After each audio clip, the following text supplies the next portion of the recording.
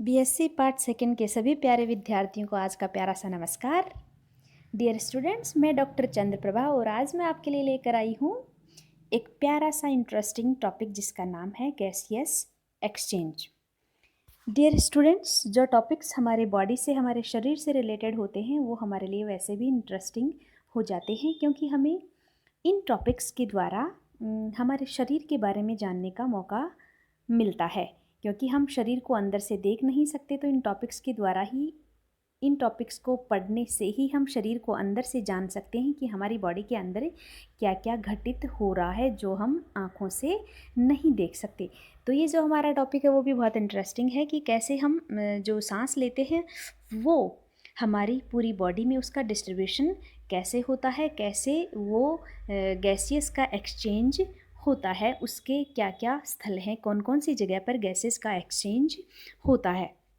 तो dear students, जो gaseous exchange होता है वो दो इम्पॉर्टेंट साइट्स पर होता है, और वो जो साइट्स हैं वो हैं, फर्स्ट तो है एट टिश्यूज़ और सेकंड है एट दी लंग्स। टिश्यूज़ पर, ऊतकों पर और फेफड़ों में गैसियस एक्सचेंज होता है। तो ऊतकों में जो टिश्यूज़ में गैसियस एक्सचेंज होता है वो किन किन के बीच में होता है? वो ब्लड और टिश्यूज़ के बीच गैसियस एक्सचेंज होता है, रुधिर तथा ऊतकों के बीच। मीन्स ऊतक में, टिश्यू में जो कार्बन डाइऑक्साइड प्रेजेंट है वो एंटर करती है ब्लड में, और ब्लड में जो ऑक्सीजन प्रेजेंट है वो एंटर करती है टिश्यू में। तो ये तो हुआ टिश्यू के ऊपर गैस का एक्सचेंज। दूसरा हम देखते हैं कि लंग्स के बीच में गैस एक्सचेंज कैसे होता है, लंग्स में गैसियस एक्सचेंज कैसे होता है। तो लंग्स में ब्लड, लंग्स के अंदर जो अल्टीमेट जो इसका स्ट्रक्चर होता है ट्रेकिया का, वो होती है एल्वियोलाई, दैट इज़ कुपिकाएँ। उन कुपिकाओं में, उन एल्वियोलाई में एयर प्रेजेंट होती है। तो उन कुपिकाओं से, एल्वियोलाई से जो एयर है वो एंटर करती है ब्लड में, और ब्लड में जो कार्बन डाइऑक्साइड है वो एंटर करती है कुपिकाओं में, एल्वियोलाई में, और एल्वियोलाई से वो अल्टीमेटली बॉडी से बाहर निकाल दी जाती है। तो इस तरह से ये दो इम्पॉर्टेंट साइट्स हैं जहाँ पर हमारी बॉडी में गैसेस का एक्सचेंज होता है। अब हम देखते हैं कि ये जो गैसियस एक्सचेंज होता है उसकी क्या मैकेनिज़्म है, कौन सी प्रोसेस के द्वारा गैसियस एक्सचेंज होता है। तो ये एक इम्पॉर्टेंट प्रोसेस है जिसका नाम है डिफ्यूजन, जिसे हम कहते हैं विसरण। विसरण के द्वारा गैसेस का एक्सचेंज होता है, और विसरण हम पहले भी पढ़ चुके हैं। विसरण को हमने ऑस्मोसिस, डिफ्यूजन को हमने ऑस्मोसिस के साथ पढ़ा था, और ये ऑस्मोसिस और डिफ्यूजन दोनों ही इम्पॉर्टेंट प्रोसेस होती हैं। तो एक बार मैं आपको रिवाइज कर दूँ कि डिफ्यूजन होता क्या है, विसरण क्या होता है। डिफ्यूजन में कोई भी पदार्थ हायर कंसंट्रेशन से, या मेनली गैसेस के लिए ये होता है, गैसेस हायर कंसंट्रेशन से लोअर कंसंट्रेशन की ओर मूवमेंट करती है। मीन्स गैसेस जो हैं वो अधिक सांद्रता से कम सांद्रता की ओर गमन करती हैं। ध्यान रखिएगा, अधिक सांद्रता से कम सांद्रता की ओर गमन करती हैं, क्योंकि यही एक प्रोसेस है जो गैसियस एक्सचेंज में यूज़ आने वाली है। हम इसको पढ़ेंगे। अब डिफ्यूजन के भी कई टाइप्स हो सकते हैं, लेकिन जो गैसियस एक्सचेंज होता है वो सिंपल डिफ्यूजन के द्वारा होता है। इसमें क्या होता है, गैसेस का जो पार्शियल प्रेशर है, पार्शियल प्रेशर मीन्स आंशिक दाब, एक पर्टिकुलर गैस कितना दाब, कितना प्रेशर लगा रही है, क्योंकि हमारे एनवायरनमेंट में सारी गैसेस प्रेजेंट होती हैं, लेकिन जो इंडिविजुअल गैस का प्रेशर होता है उसे हम partial pressure of that gas, उस पर्टिकुलर गैस का आंशिक दाब हम कहते हैं।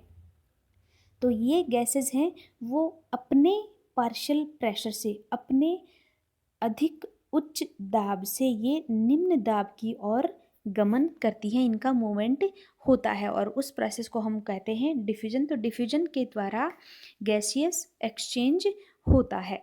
अब हम देखते हैं स्ट्रक्चर कि कैसे गैसेस का एक्सचेंज होता है। ये जो आपको यहाँ स्ट्रक्चर में दिख रही हैं, ये बलून लाइक जो स्ट्रक्चर आपको दिखाई दे रहे हैं, ये बलून लाइक स्ट्रक्चर ये हैं एल्वियोलाई कूपिका। सिंगल एल्वियोलाई को हम एल्वियोलस कहते हैं और इसके प्लूरल एल्वियोलस का प्लूरल फॉर्म कहलाता है एल्वियोलाई कूपिकाएं। ये बलून लाइक स्ट्रक्चर गुब्बारे नुमा जो संरचना आपको दिख रही हैं, ये हैं एल्वियोलाई जो ब्रोंकियोल्स के टर्मिनल एंड पर प्रेजेंट होती हैं। और इन एल्वियोलाई के ऊपर आपको जो रेड और ब्लू लाइनिंग दिख रही हैं, जो नेट लाइक स्ट्रक्चर दिख रहा है, जाल जैसी संरचना दिख रही है, ये है कैपिलरीज। और कैपिलरीज कौन सी? ब्लड कैपिलरीज ये प्रेजेंट हैं। एल्वियोलाई को चारों तरफ से घेरे रहती हैं ब्लड कैपिलरीज। ये देखते हैं हम स्ट्रक्चर यहाँ पर, ये देखिए आप, ये जो राउंड स्ट्रक्चर हमें दिख रहा है ये है एल्वियोलाई, ये सिंगल एल्वियोलस कूपिका होती है जिसके अंदर ये एयर यहाँ पर प्रेजेंट है। अब इस डायग्राम में जो रेड एरो है उसको इंडिकेट किया गया है ऑक्सीजन से, और जो यहाँ पे ये ब्लू एरो है उसको इंडिकेट किया गया है कार्बन डाइऑक्साइड से। मींस ऑक्सीजन यहाँ पर एल्वियोलाई में प्रेजेंट है, मींस ये बाहर से अंदर की ओर आ रही है, और जो कार्बन डाइऑक्साइड है वो एल्वियोलाई से बाहर की ओर, मींस बॉडी से बाहर की ओर थ्रू लंग्स ये जा रही है। यहाँ पर इस कैपिलरी के अंदर हम अगर देखें तो कैपिलरी में जो ये स्ट्रक्चर हमें दिख रहे हैं ये हैं आरबीसी, और इन आरबीसी में हमने पहले भी स्टडी किया था हीमोग्लोबिन प्रेजेंट होता है, और इसी हीमोग्लोबिन से ऑक्सीजन अटैच हो करके मूवमेंट करती है, क्योंकि हमने ऑक्सीजन का ट्रांसपोर्ट पढ़ा था थोड़ा सा, तो इन्हीं हीमोग्लोबिन से ऑक्सीजन अटैच होकर के ये बॉडी की प्रत्येक सेल तक ये जाती है। और इसमें जो कार्बन डाइऑक्साइड प्रेजेंट है वो एंटर करेगी कूपिका में, और कूपिका से ये बॉडी से बाहर जाती है। डियर स्टूडेंट्स, इसका एक और हम डायग्राम देखते हैं, आपको और अच्छे से समझ आएगा। यहाँ पर ये पार्शियल प्रेशर को इंडिकेट करके जो डायग्राम दिया हुआ है, इसमें हम देखें तो यहाँ ये एल्वियोलाई है, इस एल्वियोलाई के अंदर जो पार्शियल प्रेशर ऑफ ऑक्सीजन है वो आपको दिखाई दे रहा है 104 mm Hg। Hg is mercury, क्योंकि हम प्रेशर को मरकरी के रेफरेंस में मेज़र करते हैं। तो partial pressure P for partial, यहाँ ये P इंडिकेट करता है पार्शियल ऑक्सीजन के आंशिक दाब को। ऑक्सीजन का पार्शियल प्रेशर है 104 mm Hg। कहाँ पर? कूपिका के अंदर, या हम यूँ कह सकते हैं लंग्स में।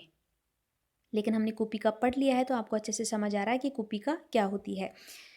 और कैपिलरी में अगर हम देखें, कैपिलरी किसकी? ब्लड की कैपिलरीज।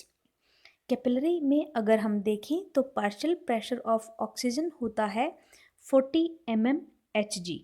तो ज़्यादा पार्शियल प्रेशर कहाँ हुआ? एल्वियोलाई में।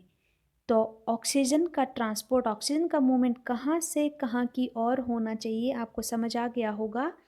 ऑक्सीजन का transport from higher concentration towards lower concentration, या from higher partial pressure towards lower partial pressure, क्योंकि जहाँ कंसंट्रेशन ज़्यादा होगी वहीं पर पार्शियल प्रेशर भी ज़्यादा होता है।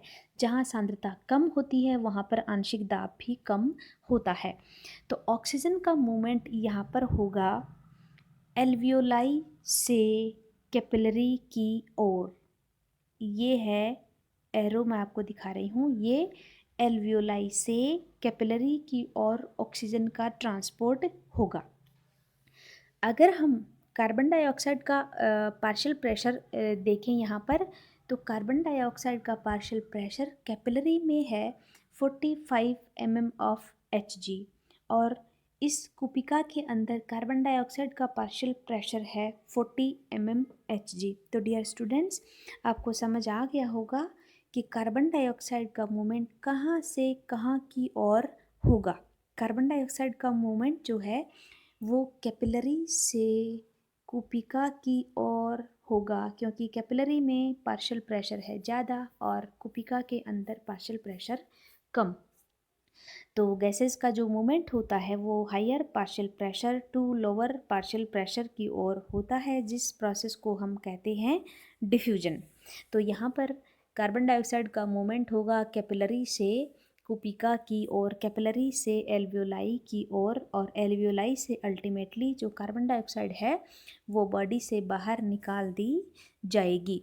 तो इस तरह से आपको ये gases exchange at the surface of alveoli आपको समझ आया होगा कि ये पार्शियल प्रेशर से रिलेटेड होता है। इसका एक और हम डायग्राम देखते हैं। ये है एल्वियोलाई।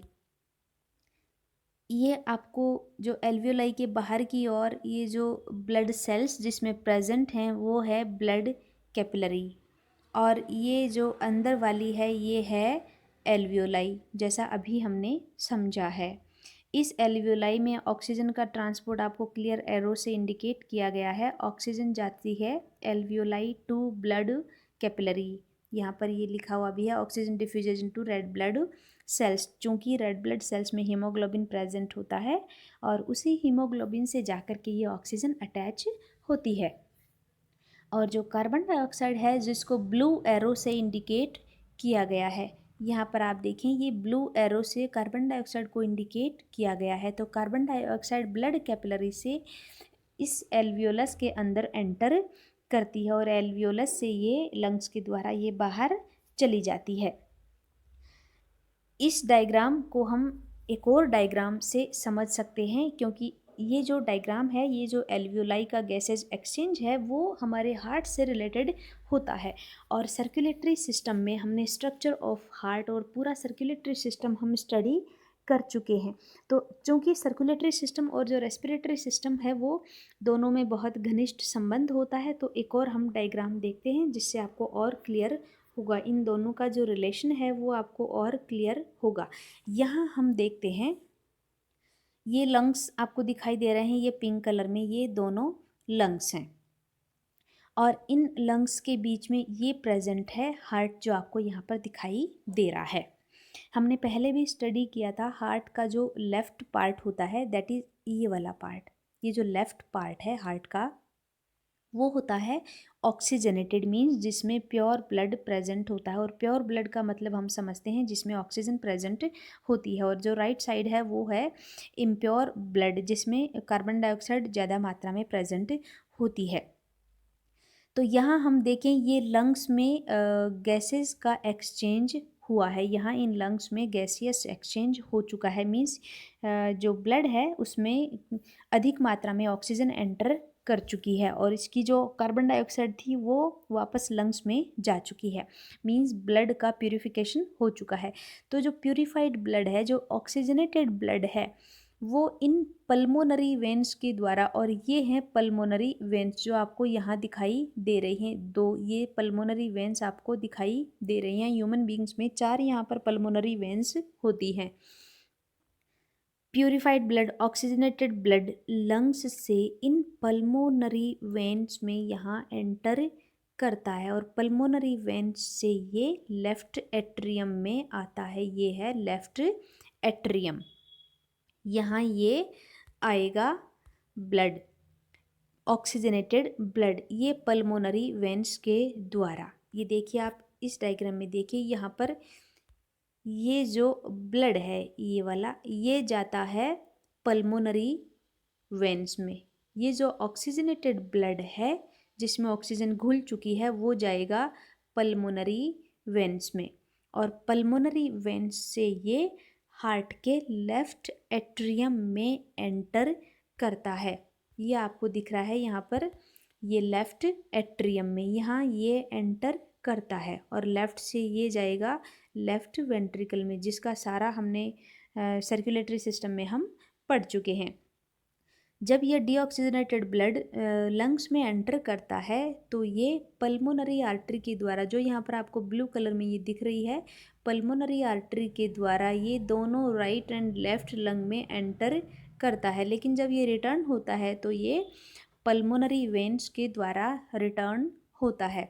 तो इस तरह से हम इस डायग्राम में समझें कि ये इस पल्मोनरी वेन के द्वारा पल्मोनरी वेन के द्वारा ये सर्कुलेटरी सिस्टम दैट इज़ उसका मेन ऑर्गन है हार्ट, उसमें एंटर करता है। और ये जो ऑक्सीजनेटेड ब्लड है वो पूरी बॉडी में उसका डिस्ट्रीब्यूशन होता है।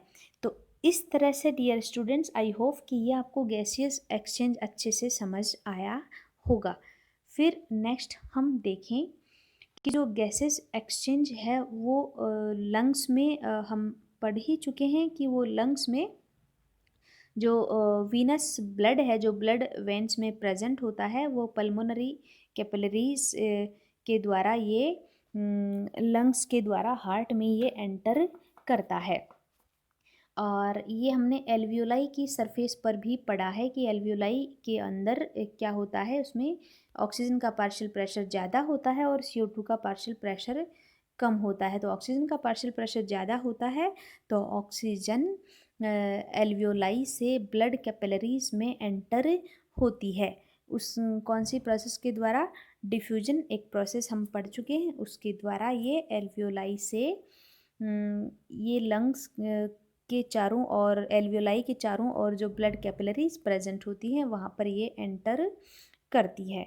तो इस तरह से डियर स्टूडेंट्स आपको ये gaseous exchange at the tissue level and at the alveoli level ये आपको समझ आया होगा। टिश्यू लेवल पे गैसियस एक्सचेंज हमने प्रीवियस वीडियो में भी स्टडी किया था।